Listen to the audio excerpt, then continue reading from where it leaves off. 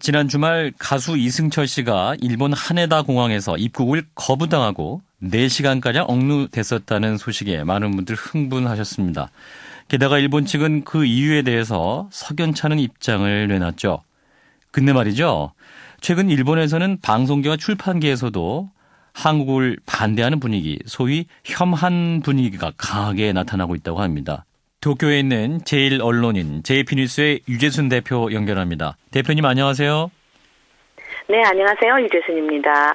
이승철 씨의 입국 거부 사건 어떻게 보셨나요? 네, 글쎄요. 여러 가지 일본도 굉장히 조급하구나 하는 것을 느꼈습니다. 조급하다. 어떤 면에서 그런가요?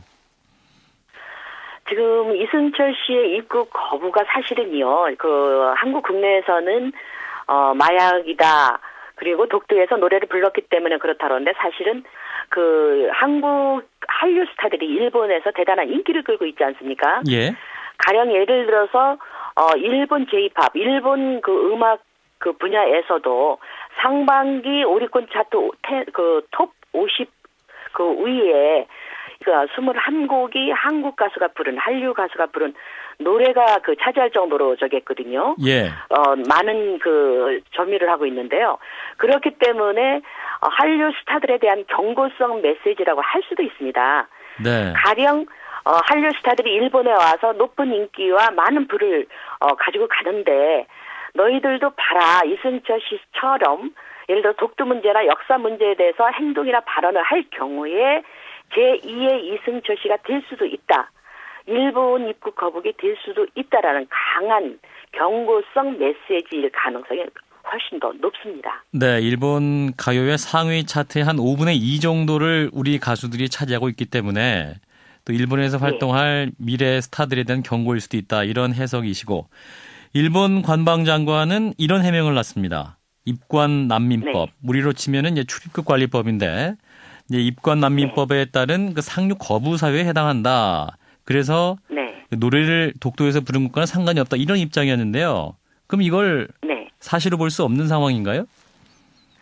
어제 오전에 기자회견을 통해서 그런 발언을 했는데요. 그러면서도 정작 입국 거부 사유에 대해서 이승철 씨가 독도에 가서 노래를 부르는 행동 때문에 거부한 것은 아니다라고 부인을 했잖아요. 네. 그건 굉장히 궁색한 변명에 불과한 것이고요. 가령 이승철 씨가 마약을 했던 것은 또 사실이지 않습니까? 과거에. 예. 실제로 해리스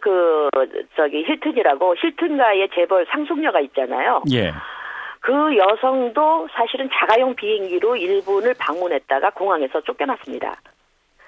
그 이유는 마약을 복용했다는 과거 전력 때문에 그랬는데요. 문제는 이승철 씨 같은 경우에는 그럼에도 불구하고 15번 이상의 일본을 왔다 갔다 했지 않습니까? 만약에 그것 때문이라면 15번 이상을 입국 거부를 했어야 됩니다.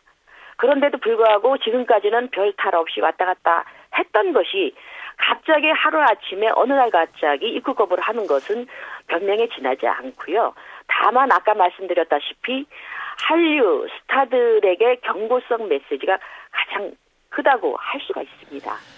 독도 문제를 넘어선 그 이상의 무엇이 있었다. 총체적인 일본의 불안감이 표현된 사건이었다. 이런 해석을 하시는 것 같고요.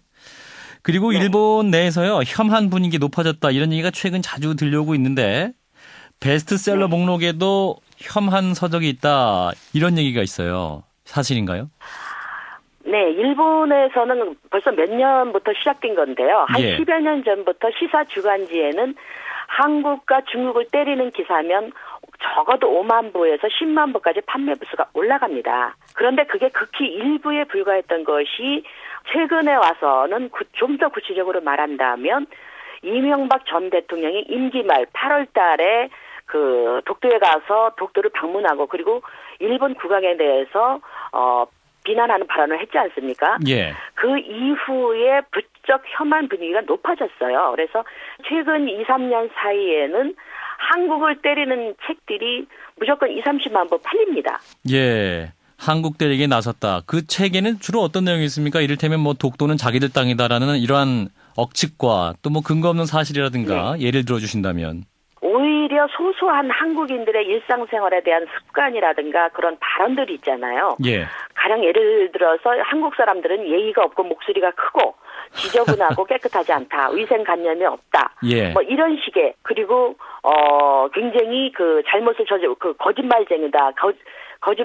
잘못을 저지르고도 반성할 줄 모른다. 적반하장으로 나온다. 그런 것들이 보통 베스트셀러가 되고 30만 부씩 팔리고 있는 지금 상황입니다. 네, 그러한 어이없는 내용들이 30만 부 팔린다. 굉장히 좀 당황스러운 상황인데 실제로 일본에 거주하는 우리 국민들 삶에서 좀 느끼는 체감 온도랄까요? 그런 것도 많이 있습니까?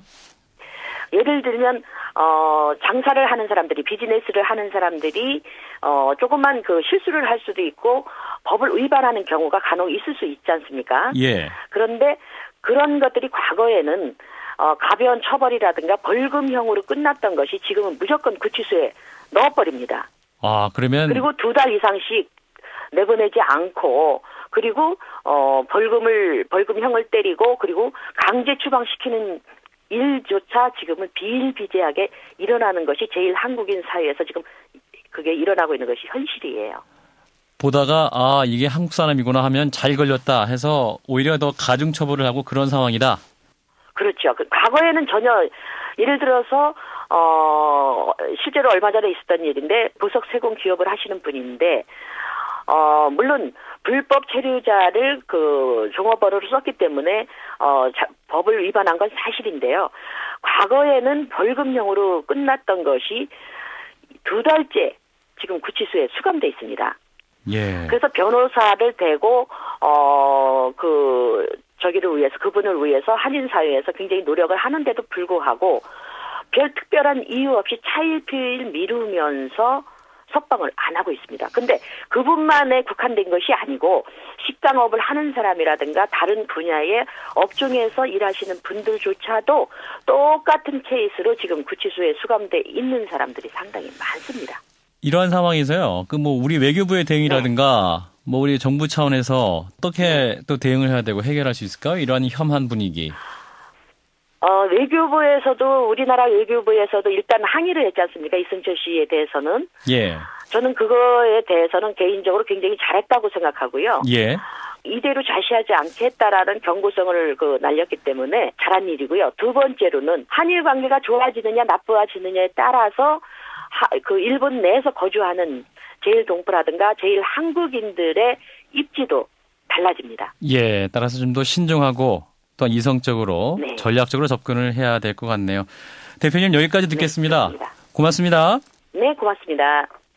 도쿄에 계신 제일 언론인이시죠? JP뉴스의 유재순 대표였습니다.